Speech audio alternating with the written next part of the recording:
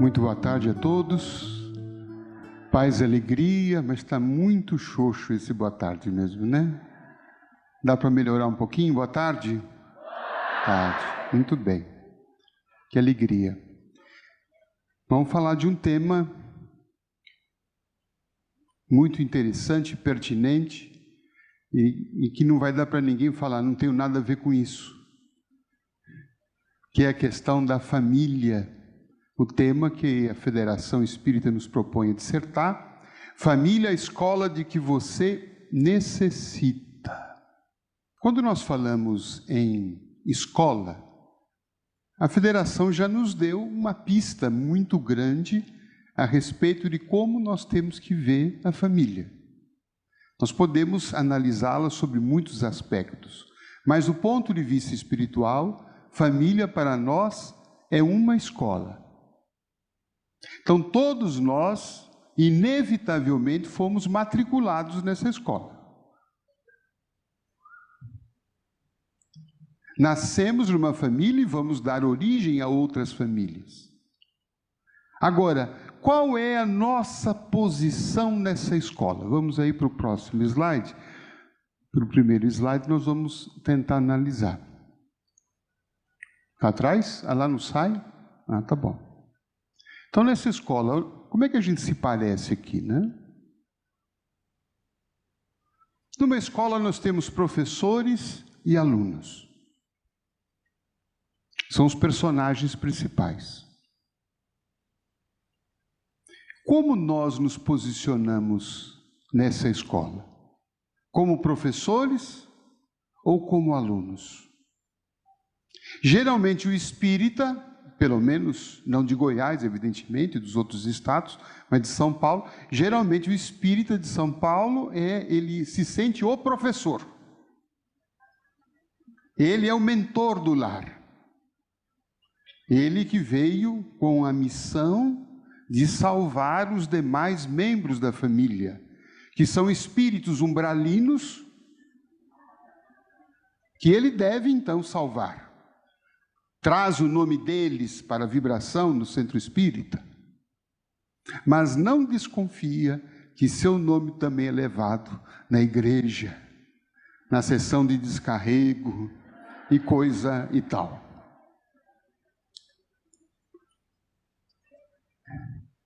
Do ponto de vista espiritual, é importante que a gente pense que essa escola funciona quando cada um se sente professor em alguns momentos, não há dúvida, porque temos uma contribuição a dar, inegavelmente, mas também quando nós nos colocamos na posição de alunos, ou seja, nós também, embora pais, mães, nós também estamos numa condição de aluno, de aprendizado. E qual é a principal disciplina que nós temos que aprender nessa escola? Vamos ver, o próximo slide fala um pouquinho disso. O que nós devemos aprender nessa escola? E aí nós vamos tomar como parâmetro duas questões de O Livro dos Espíritos. Vamos a elas. Próximo. Isso. Tá. Primeira pergunta, a questão 913, que todo mundo tem na cabeça a resposta. Eu nem coloquei ali resposta, porque é só para lembrar a pergunta. A pergunta que Allan Kardec faz é: dentre os vícios que nós temos, qual o que se pode considerar o mais radical? Vocês lembram qual foi a resposta que os espíritos deram? Egoísmo. Egoísmo. Por que radical? A palavra radical, do latim radicis, quer dizer raiz. Está na raiz de todos os nossos males, é o egoísmo, ou aquilo que o Espírito Emmanuel disse, que é a doença que nós sofremos, hipertrofia de ego. Eu fiquei tão feliz quando eu soube desta nomenclatura, né? Porque é melhor ter hipertrofia de ego do que ser egoísta, não é? É mais chique, é mais... Porque é capaz também que muita gente não entenda o que é isto, acha que é uma virtude, mas tudo bem. Então nós sabemos que os espíritos sempre nos impulsionam a ter uma atenção, porque aí está a raiz dos nossos problemas. Por que é que eu sofro? Porque tenho hipertrofia de ego. Tudo bem? Todo mundo aceita isto? Bem-aventurados os humildes. Tudo bem? Aí vamos para a segunda pergunta, para que a gente possa entender então o papel da família. Kardec perguntou: qual seria o resultado do relaxamento dos laços de família?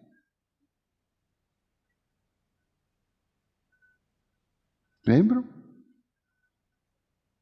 Um aumento do egoísmo, uma recrudescência do egoísmo. Então vocês percebem que coisa importante que é família? Nós temos um grave problema, que é o egoísmo, e a vida em família é a terapia para a gente tratar de egoísmo. Precisamos pensar um pouquinho melhor nessa palavra egoísmo. Ela vem de ego. O ego não é, assim, um demônio. Nós precisamos ter, e temos todos nós, o ego no sentido de um mecanismo instintivo que nos faz ter um instinto da sobrevivência. O que é que te leva de manhã a acordar e escovar os dentes? O ego. O que te faz pentear os cabelos? O ego. O que te faz tomar banho? O ego. Então ele é importante. O problema é o sufixo ismo, que aí revela uma patologia. Ego, tudo bem. Como está na exposição do Marlon, né? O problema não é a paixão, o problema é o excesso. Então o egoísmo, o que é? Excesso de ego. Este sim, então, um problema que nós devemos enfrentar, e o lar é o grande impulsionador disto. Nós vamos ver nessa próxima transparência, nesse próximo slide, a matéria básica, então, da escola chamada família, qual é? Vejamos, olha o que acontece ali. Olha ali. Está havendo, de fato, um diálogo aí? O homem está olhando a mulher? Não, ele está o quê? Olhando a si mesmo. Ele usa a outra pessoa como ponte para si. Aliás, isso é um sintoma muito comum que não acontece só na família. Quantas vezes estamos falando com alguém, narramos um problema, a pessoa pega aquele problema e puxa o assunto para ela. Outro dia eu passava no meu ambiente de trabalho, no fórum, eu estava com uma dor de cabeça, estava com a mão aqui, e passou uma colega e disse: você está com dor de cabeça? Eu falei: nossa, ela percebeu. Eu falei: estou. Eu estava louco para obter assim um carinho, uma palavra boa, alguma coisa, e ela virou assim: você não sabe da minha dor de cabeça. Aí ela começou a falar da dor de cabeça dela, que era assim, que era assado, que ela já fez todo o tratamento, e ela foi falando, a minha dor de cabeça aumentando, e a dela, não sei, no final da história ela ficou boa da dor de cabeça dela, e a minha tinha virado uma enxaqueca terrível. Ou seja, ela me olhou, ela me viu? Não. Ela viu em mim a dor de cabeça dela. No lar nós temos um curso intensivo de desbastar o ego. Porque a toda hora nós estamos tendo que pensar, sair de nós e ir atrás, olhar para o outro. Que o digam as mães. Desde o instante que ela acorda, a cada momento em que ela pensa em fazer algo por si, ela escuta ser chamada. Mãe, mãe, mãe. Quantas vezes no dia o filho chama pela mãe? Quando ela pensa, não consegue nem ir no banheiro, tem problema de bexiga por causa disso.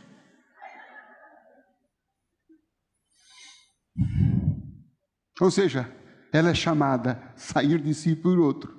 O pior é quando o marido começa a chamar ela de mãe também, aí complica.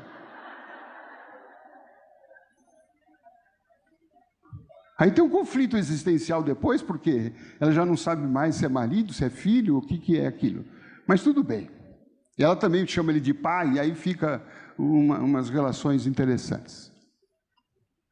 Então, a família implica, e é engraçado que no processo reencarnatório,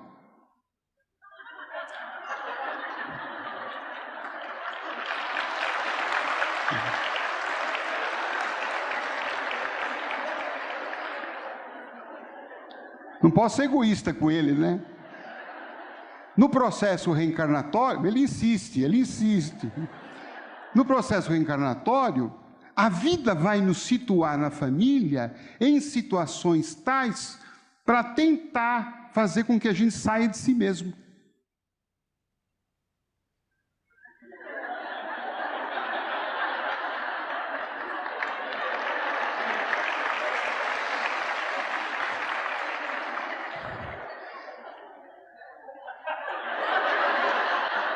Eu sou obsessor esse homem. Nós reencarnamos com pessoas queridas, espíritos afins, mas no planejamento reencarnatório, nós reencarnamos também com almas muito diferentes de nós. Ele está escondido por aí ou não?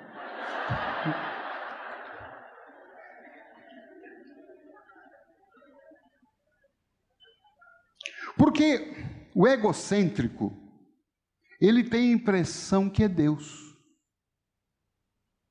Às vezes tem a certeza. Então, dentro do lar, vigora que princípio? Como eu sou Deus, todos vocês foram criados à minha imagem e semelhança. Então, todo mundo tem que pensar como eu penso. Tem que querer o que eu quero. Tem que fazer o que eu mando. E como é que a vida vai trabalhar isso em mim?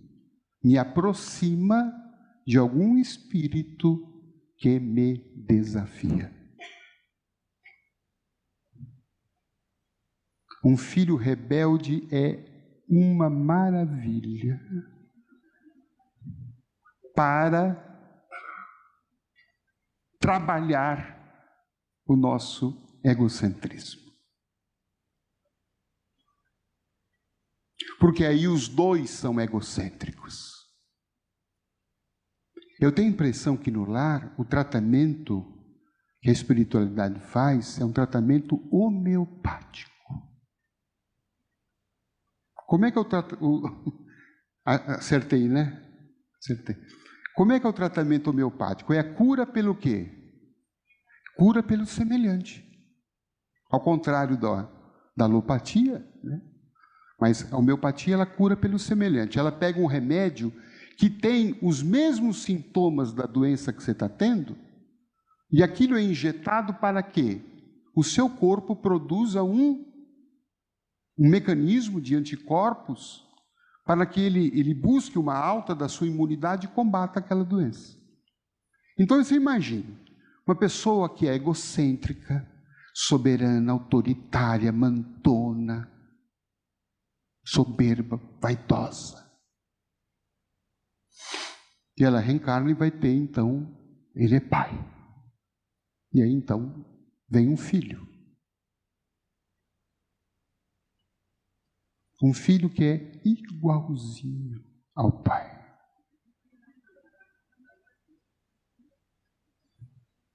E os dois não se bicam. Uma vez um rapaz, um filho, veio me procurar no centro. Eu não aguento meu pai. E ele estava com a namorada do lado. Eu falei, o que tem seu pai? Ah, meu pai é assim, é mandão. Ele não aceita opinião contrária. Ele é assim. Ele não aceita ter um outro modo de vida. Ele quer tudo do jeito dele, quer tudo da maneira dele. Tudo tem que ser como ele quer. Eu não aguento minha convivência com ele. Está impossível. Aí eu perguntei, eu falei, será que ele é a homeopatia do pai? Aí eu perguntei, assim muito sutilmente, porventura, por acaso, existe alguma coisa parecida em você, igual ao seu pai? Ele tomou um susto.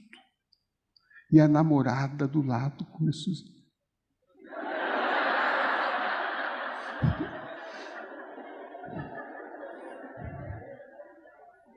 eu olhei para ela, fale, filha. Falei assim, igualzinho ao pai, ou até pior. Falei, então, um é remédio homeopático do outro.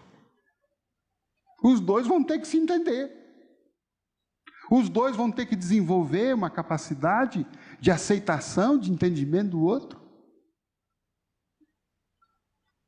Então, se você pense, se você está dentro do lar, tem alguém que é um desafio, pense que esse familiar talvez seja o remédio homeopático que Deus mandou para você tomar todos os dias. Prescrição, uso contínuo. Até a próxima encarnação, provavelmente. E qual é o processo? Para que um e o outro, e eu falei com esse jovem, olha, você percebe? Você acha certo esse jeito do seu pai? Não, é muito duro conviver com ele. É muito duro conviver com uma pessoa assim. Eu falei, é verdade, é muito duro ser assim. E ele começou a perceber, puxa, então quer dizer, o negócio também é comigo? Eu falei, é. Percebe como é chato ser isso? Percebe como é difícil, como dificulta as relações? Um é espelho do outro. Vamos ver os espelhos que estão lá em casa. Vamos olhar para nós. Não é isto? Evidentemente que quando nós estamos falando de trabalhar o egoísmo dentro do lar, vamos para a próxima tela.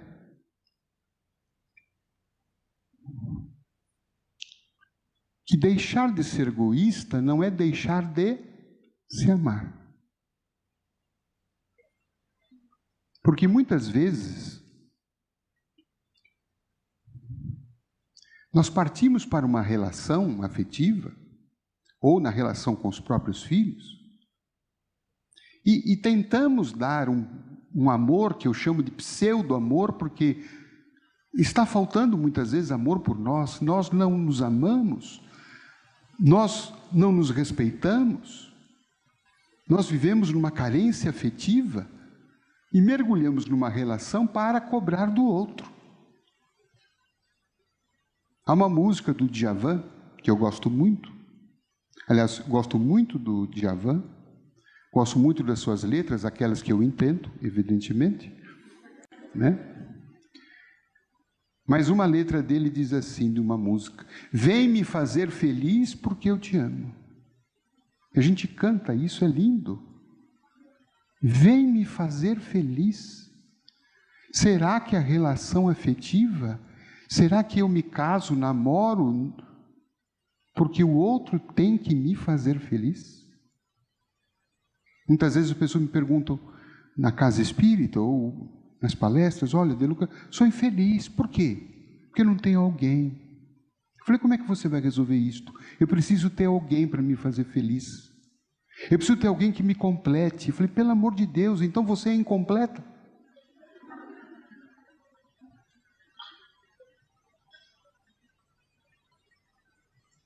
Não.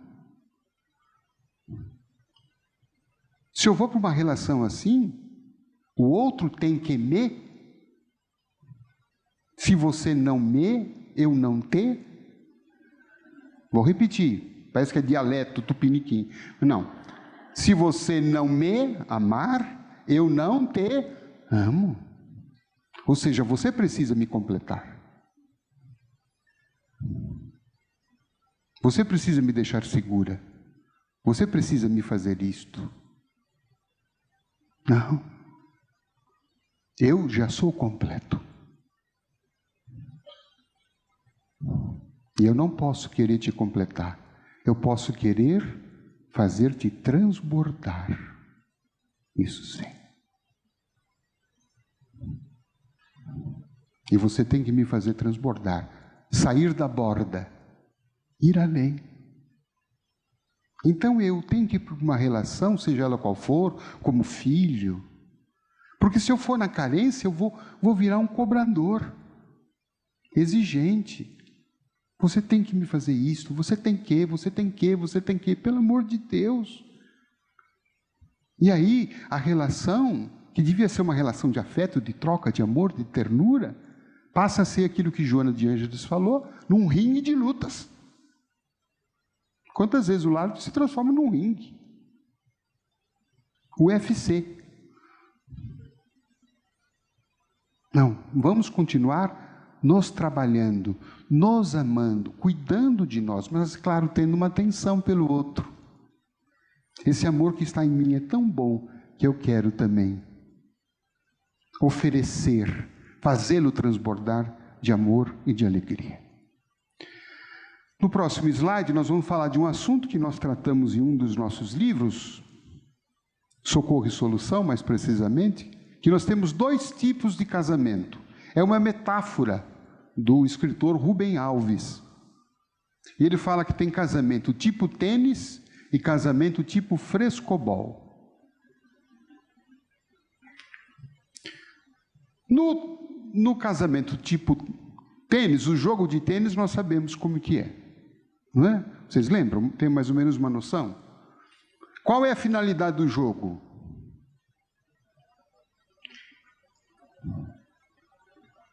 É você mandar uma bola para o adversário. Veja, a própria nomenclatura. Eu tenho o quê? Adversários. Então, eu tenho que jogar uma bola para o lado do adversário, uma bola de tal forma que ele não consiga o quê? Pegar. Então, é um jogo que tem vitorioso e tem derrotado. O objetivo do jogo de tênis é derrotar o outro.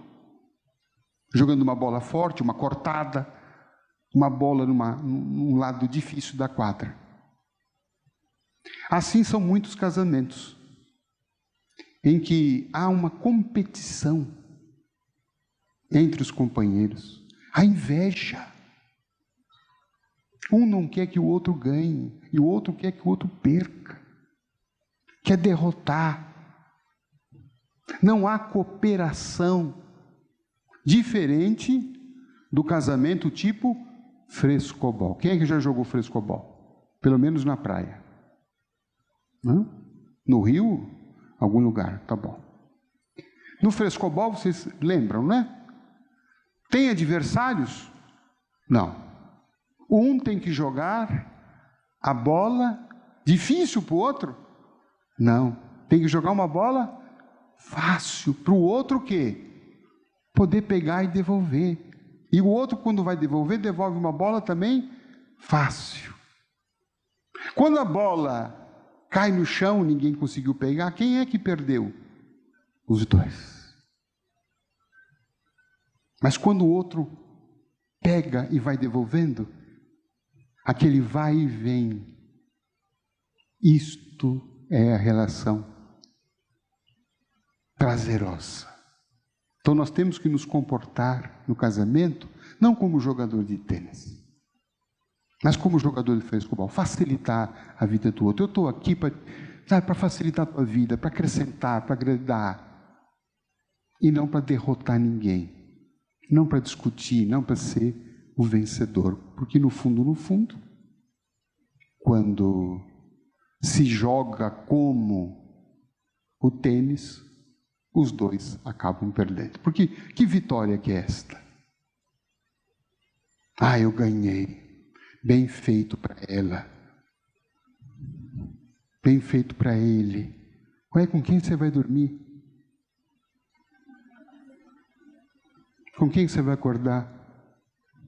Com quem você vai conversar?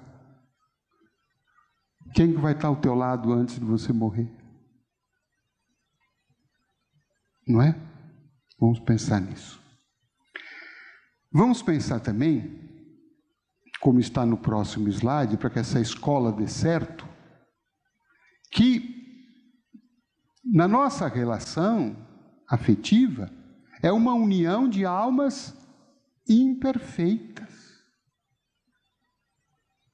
Isso é muito importante. Imperfeitas, que têm lá, evidentemente, as suas virtudes, os seus pontos positivos, mas todos nós estamos com os nossos pontos ainda a serem conquistados. O Espírito Emmanuel diz que mais de 90% das uniões da Terra são uniões de prova e de expiação. Não são uniões de almas afins. Pode olhar para o Benê do lado.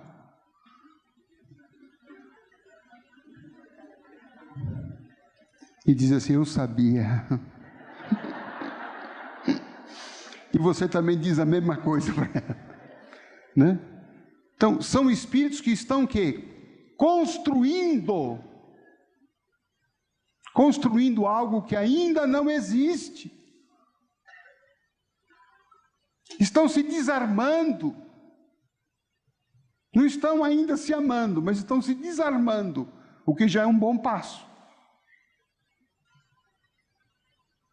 Então, o casamento perfeito é feito de duas pessoas imperfeitas que se recusam a desistir um do outro.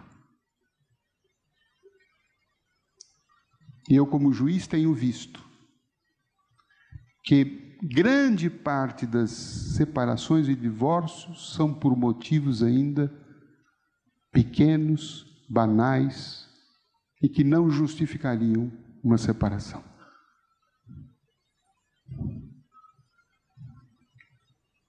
São coisas pequenas. E aí eu lembro da música de Gonzaguinha. São tantas coisinhas miúdas arrasando aos poucos o nosso ideal. Vamos tomar cuidado com essas coisinhas miúdas, com essas coisinhas pequenas. Porque se a gente começa a valorizar muito isto, dando muita importância a isto, elas crescem, contaminam e deixam a relação enjoada, tóxica. Então, se você chegou em casa e viu alguma coisa assim, que não te agradou, coisinha pequena, de preferência, não comente, não dê importância a isto.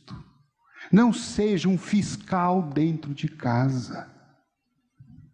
E uma boa maneira de a gente poder descobrir isto, aqui uma dica, vocês não contam para ninguém.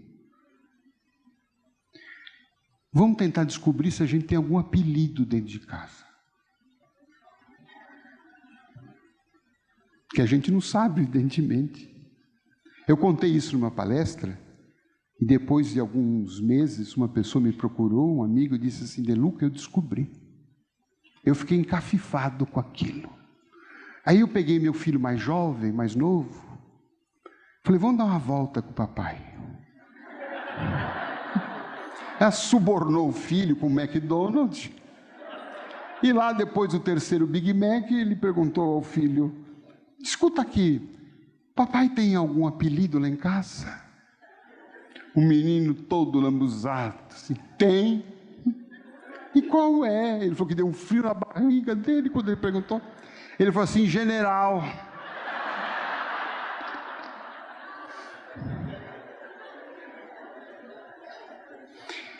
E eu falei, e tem alguma procedência nisto? Ele falou, De Luca, eu fiquei pensando 2 semanas naquilo. E eu vi que tem razão. Porque eu chego em casa, começo a conferir as coisas. Como é que está a ordem da casa? Como é que está isso? Como é que está aquilo? Se está no lugar? Se a comida está pronta? Se a roupa está lavada? Se todo mundo não sei o quê? Se o jornal foi colocado a 33 graus de latitude norte? E eu fico implicando com todo mundo. E aí eu comecei a perceber que todo mundo fica tenso quando eu chego.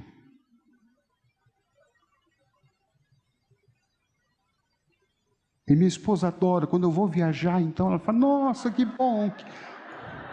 Você vai para o congresso? Que legal. Se você chegar em casa e ela perguntar se você já fez a inscrição para o próximo ano, desconfie. Alguma coisa está errada. Então vamos relevar essas coisinhas, sabe? Faz como uma amiga minha. Ela estava enfrentando muito problema em casa com o general dela. E ela falou, o que eu faço dele? Eu falei, não entre na dele. O general gosta de guerra, não entre na guerra. Faça como Jesus, mostre outra face. Mas como é que é outra face? Concorde com ele. Concorde com ele. Mas com tudo, concorde. Faça a técnica do você tem razão. Então, o general chegava em casa e já começava, esse móvel tá sujo, hein? Aí ela falou assim, você tem razão, bem, você tem razão. A comida está pronta? Ainda não. Tá atrasada? Você tem razão, você está atrasada. Olha, e essa roupa, você não passou essa roupa? Eu não passei, me desculpe, você tem razão. Olha, os meninos não estão prontos? Você tem razão, você tem razão. Isso foi uma semana ela só está naquela. Você tem razão, você tem razão. Um dia ele deu um grito, chega, ela falou, não é possível, que eu sempre tenho razão. Ela falou assim, você tem razão, bem, você tem razão.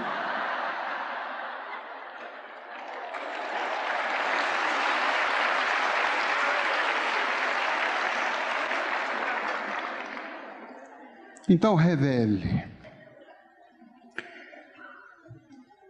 O que dificulta muitas vezes o lar, nós vamos ver na próxima tela, é o perigo das idealizações. Ou seja, já que nós somos pessoas imperfeitas, nós precisamos tomar cuidado de saber se nós não estamos nos idealizando uma pessoa perfeita ao nosso lado. As mulheres têm um grande problema com isso. Porque quando elas nascem, alguma alma, algum obsessor, algum demônio aparece lá e já fala que ela é o quê? Uma princesinha. Vai para Disney. O demônio chama Disney. Bom, quer dizer, aí bota uma tiara nela, uns brinquinhos, pronto, a princesinha. Ela é princesinha do papai, a princesinha cresce. E ela cresce com a ideia, eu sou uma princesinha. E toda princesa quer o quê? Príncipe. E aí começam os problemas da mulher. E como é que é esse príncipe? Eu quero que só as mulheres me definam agora numa única palavra. Que virtudes esse príncipe precisa ter? Vamos lá, me ajudam, mulheres. Perfeição, romântico, leal, bonito, rico, cartão de crédito. O que mais? Trabalhador, inteligente, espírita. Não, tira isso. Romântico, fiel. Bom, acho que já tá bom, né? Agora, mulheres, prestem atenção. Digam para mim. Exame de consciência. Quantos homens nós vamos ter que juntar para dar um desse?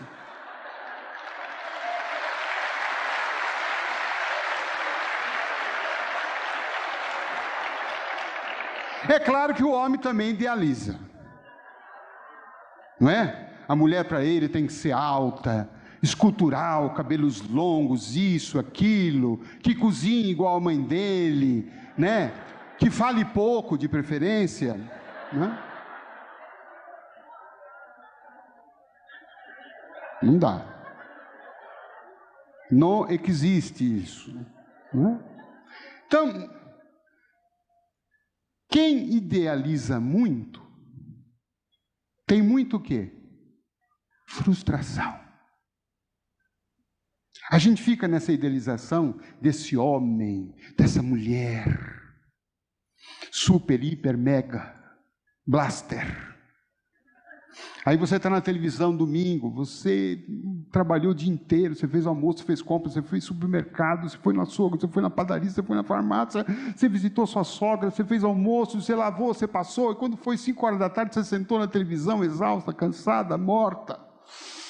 Aí você senta cansada, você liga a televisão, aí vê lá, aparece o Reinaldo Gianecchini. Aí você olha do lado, vê seu marido ali.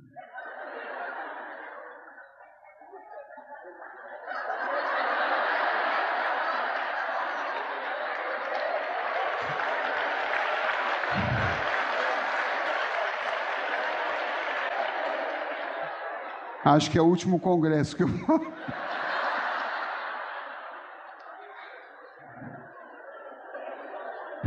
Dormindo, babando, de pijama.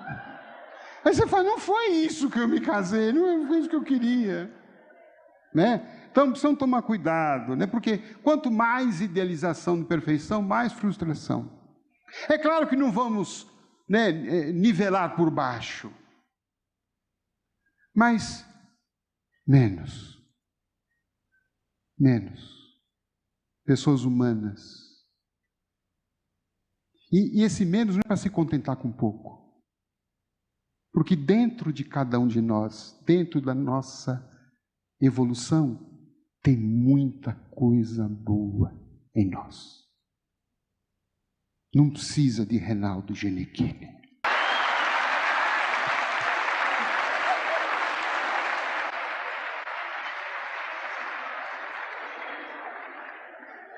Nós precisamos tomar cuidado como aquele garoto, para a gente poder entender essa...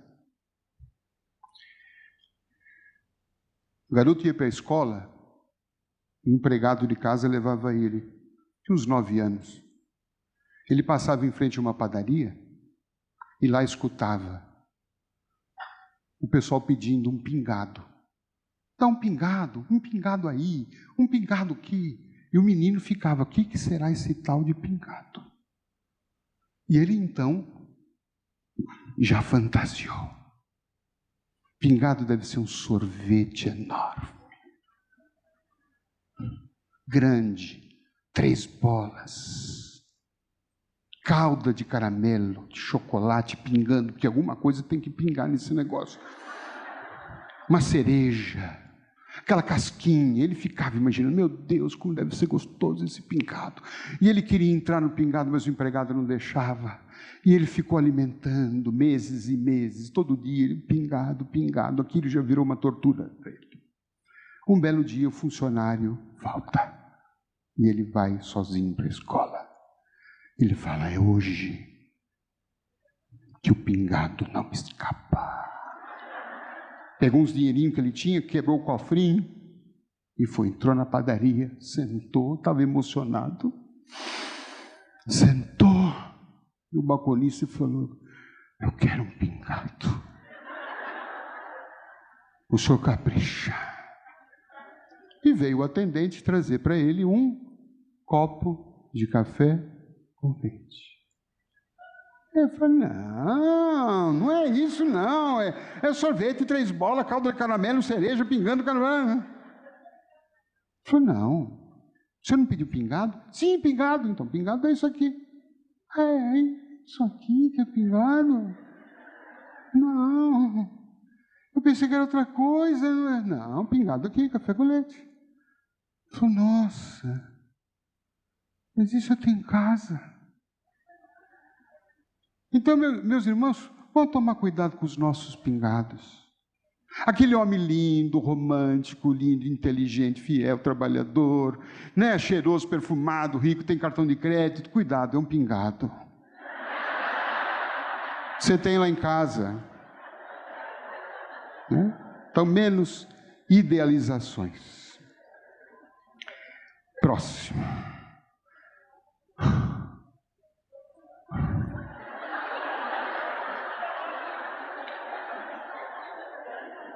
Me fizeram essa pergunta. Depois de uma palestra que eu fiz, não sei jamais aonde, eu estava falando sobre vida após a morte, né? E depois nas perguntas, o irmão perguntou se existia vida depois do casamento. Sabe por quê? Porque nós cometemos um grande erro. Nós achamos que o casamento é um ponto de chegada, quando na verdade ele é um ponto de partida. Você percebe que até o casamento as coisas vão bem. Geralmente vão bem. Vocês percebem que naquela fase de namoro, não sei se vocês lembram ainda dessa palavra, namoro, tudo bem? Vocês lembram como era antigamente? Começava como? Vinha primeiro o quê? Namoro. Depois vinha o quê? Noivado. Olha que palavra jurássica. Tem algum noivo aqui ou não? Vamos ver se tem algum noivo. Tem? Levante a mão. Tem noivo ali? Olha, gente, olha, é uma espécie em extinção. Noivo. Depois do noivado vinha o quê?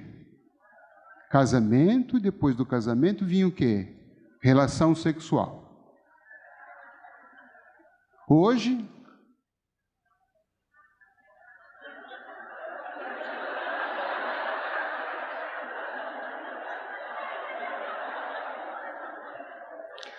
mas vocês lembram que nesta fase era uma fase de encantamento.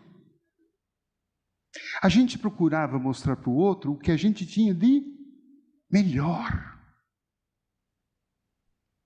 Vocês lembram como é que a gente se tratava nas palavras um ao outro? Como é que a gente se chamava um ao outro? Meu amor, meu bem, que mais? Vai, quero coisa mais assim. Chuchu. Você sabe que chuchu, eu tenho uma certa dúvida se era um elogio ou se era uma coisa assim.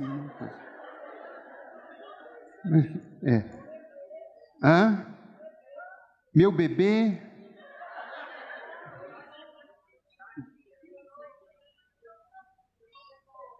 Meu príncipe. Outra coisa mais carinhosa, vai?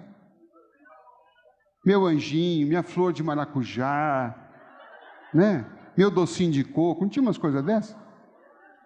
Mas depois que casa,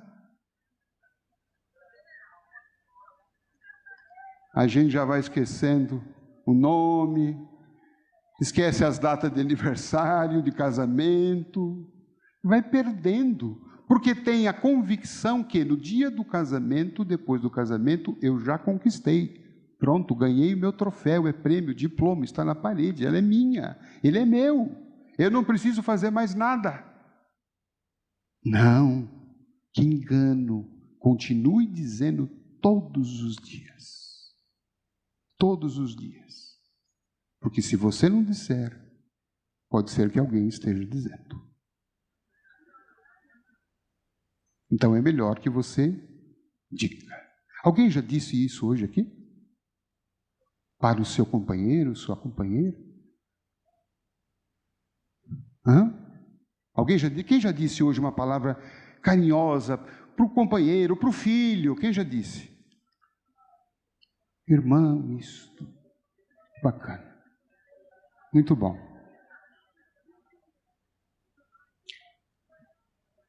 Até a noite temos chance, quem não disse nada. Porque precisamos pensar no seguinte, gente. esta nossa relação não é eterna. A gente sempre acha que vai ter um dia a mais. A gente sempre acha que vai ter um tempo a mais. E a gente vai deixando, vai esfriando. Não vai se importando. Não, ela sabe que eu amo. Não, diga, ela não é médium para perceber, para ler os nossos pensamentos. Tem que dizer, tem que falar, tem que mostrar. Porque a gente não sabe quanto tempo nós vamos ter ainda pela frente. Uma criança brincava num parquinho e o pai, olhando, encostou uma senhora ao lado dele e falou: quem é essa menina? Minha filha. Ah, que linda menina. E aí o pai dizia para a menina: vamos, está na hora, meu bem, vamos embora. Ela falava: não, pai, mais 5 minutos. Ah, então tá bom, mais 5 minutos. Aí passavam os 5 minutos, o pai falava para ela: vamos, menina, já deu 5 minutos. Ah, pai, mais 5 minutos. Ah, pois não, filha, então mais 5 minutos. E isso se perpetuou por várias vezes, até que uma hora aquela senhora não aguentou e perguntou: mas o senhor não tem autoridade muito sobre sua filha, né? Porque o senhor já falou para ela várias vezes para ir embora, e ela sempre pede 5 minutos, o senhor sempre dá, né? Ele falou assim: é verdade. É que a senhora não sabe, ela tinha um irmão, faleceu há 1 ano. Eu nunca dei 1 minuto da minha vida em atenção a ele. E eu não quero repetir o mesmo erro com ela. Então, quando ela me pede 5 minutos, não sou eu que estou dando para ela. É ela que está dando para mim mais 5 minutos da vida dela. Então, vamos pedir mais 5 minutos. Vamos dar mais 5 minutos de atenção, amor ou carinho, porque amanhã vem a desencarnação. A desencarnação geralmente não avisa. E nós morremos de mal com a pessoa. Que coisa horrível para nós. E aí depois vamos aos centros procurar mensagem. A maioria das pessoas que vão, geralmente, além da saudade, evidentemente, tem algum sentimento ali. Será que ele já me perdoou? Morremos de mal ontem. Brigamos. Fomos dormir, brigados, nem nos demos boa noite. Ele saiu de casa de manhã, nem nos cumprimentamos, não quis nem levantar, ele que se vire. E aí ele teve um infarto na hora do almoço. Aí depois nós vamos para o centro. Eu quero mensagem. Eu quero saber se ele já me perdoou. Puxa, esse problema já poderia ter sido resolvido antes. Uma vez uma moça no centro me procurou, aflita porque perderam o pai. Eu queria uma mensagem do meu pai de Lucas. Será que é possível? Eu não tenho esta faculdade mediúnica. Mas, curiosamente, naquele dia, quando ela falava que queria o pai, eu cheguei a divisar, ainda que sem muita nitidez, mas cheguei a divisar o pai dela, o espírito do pai atrás. E ela falou assim: será que meu pai falaria alguma coisa para mim? E eu vi o pai fazendo assim, negativo, triste, amargurado. E ele mentalmente e rapidamente, num fenômeno quase que inexplicável para mim, me contou. Ele foi alcoólatra e foi expulso pela família. Passou o resto dos seus dias morando na rua, próximo à residência. E ele me disse: esta filha que hoje pede minha mensagem, quando passava pela rua e me via, ela com vergonha de mim, atravessava a rua. E agora ela quer mensagem de mim. E hoje quem não quer falar sou eu. É claro que eu não narrei isso a ela, mas disse: papai no momento não está em condições de falar. Vamos rezar por ele, converse com ele, peça perdão a ele, fale mentalmente, que eu sei que com o tempo essa relação de vocês vai ser retomada. Então nós temos o tempo de hoje e talvez tenhamos apenas 5 minutos. O amor é uma doação. E nesse próximo slide nós vamos ver esse casal que muito me sensibilizou. Moravam na roça.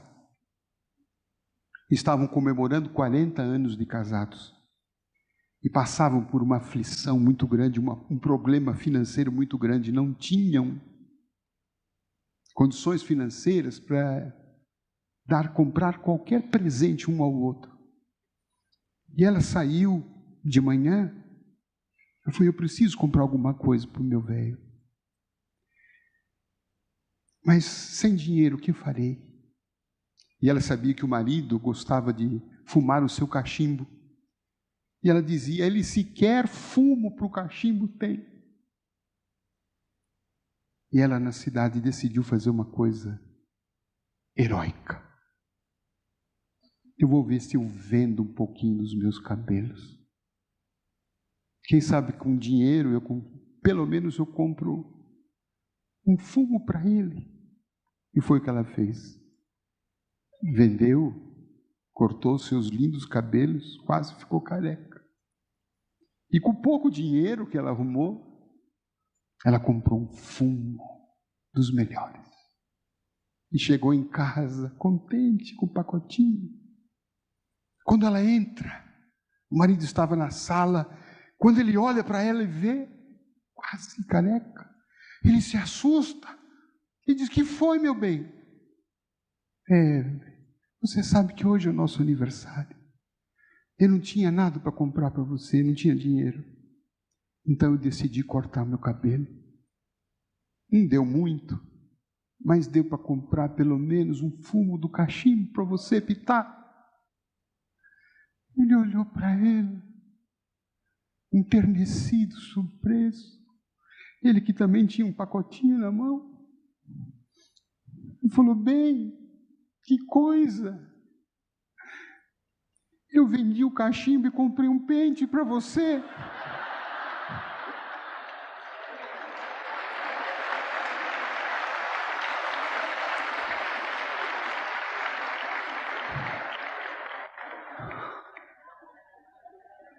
Que doação, né?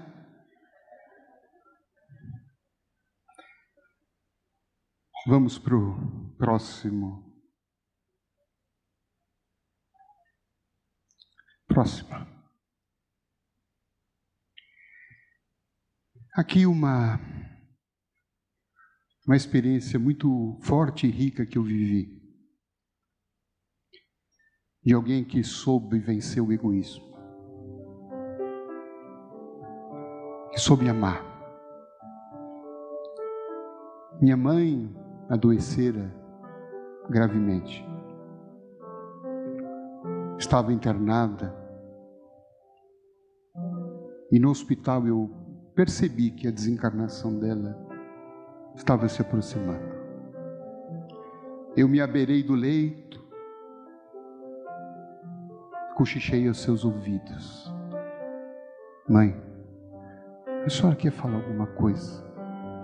Quer me confessar alguma coisa? Quer me pedir algo? Ela disse: sim. Fale. Eu queria que você me trouxesse peras. Peras, mãe? Mas a senhora nem está comendo. A senhora nem está bebendo. Quer peras? Sim, meu filho. Peras. E se possível, traga peras macias, peras doces. Eu não entendi direito o que ela queria, Mas pedido de mãe, a gente não recusa. E eu saí pelas ruas de São Paulo atrás de um lugar para comprar as peras. Comprei e voltei para o hospital. Já era tarde da noite. Entrei com as peras. Falei, mãe, estou aqui com as peras. A senhora quer que eu descasque? Ela disse, não, chama o seu pai. Mas eu posso fazer isso para a senhora. Chame o seu pai. Eu chamei. Ele também se aproximou, sem entender. Falei, mãe, está aqui o pai. A senhora quer que ele descasque para a senhora? Ele falou, não, você pode descascar agora. E dê para ele comer as peras. Ele sabe, você sabe que ele está com problema nos dentes. Mal estou podendo comer. E as peras são macias, meu filho. Dê para o seu pai. E enquanto eu não descasquei e não dei para ele, ela não sossegou. E depois que ele comeu, chorando, horas depois, Dona Manuela fez sua partida e foi embora. E deixou a mim esta lição imortal das peras. E desde então, por onde ando, por onde tenho ido pregar, tenho tentado levar essas peras. E essas peras que eu trouxe a cada um de vocês nessa tarde são peras doces, são macias. Levem, comam, saboreiem e levem para os seus lares. Levem para as suas famílias. Levem para seus filhos, para seus pais, para seus amigos. Levem peras para o mundo. O mundo precisa de pessoas doces. O mundo precisa de pessoas macias. Dê as peras. Pode ser que ainda nós não tenhamos tanto amor assim a dar. Pode ser que ainda não chegamos àquela culminância daquele sentimento ágape do amor. Mas nós estamos caminhando. E por isso agora nós vamos ficar de pé. Vamos para mostrar que estamos dispostos a caminhar nesse amor. Que pode ser que eu ainda não tenha essa plenitude do amor hoje, mas eu sei que vou te amar. Vamos dizer isso a quem está do nosso lado. Eu sei que vou te amar. Eu sei que vou te amar, por toda a minha vida eu vou te amar. E vamos cantar. Em cada despedida eu vou te amar, desesperadamente eu sei que vou te amar. Pode continuar abraçado. Em cada verso meu será. Vamos amar, abraçar aquele pessoal lá de cima. Os mentores de nosso lar. Eu sei que vou te amar por toda a minha vida. Eu sei que vou chorar. A cada ausência A cada ausência tua eu vou chorar. eu vou, mas a cada tua Mas volta cada volta tua de apagar. a gente vai se encontrar todos. Porque essa ausência tua me Não mais ausência, mais presença. Eu sei. Eu sei que vou sofrer, ai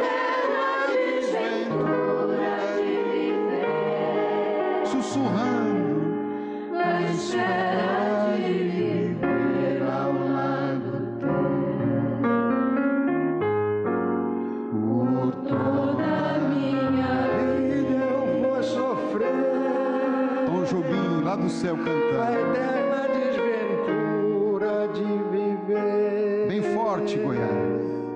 À espera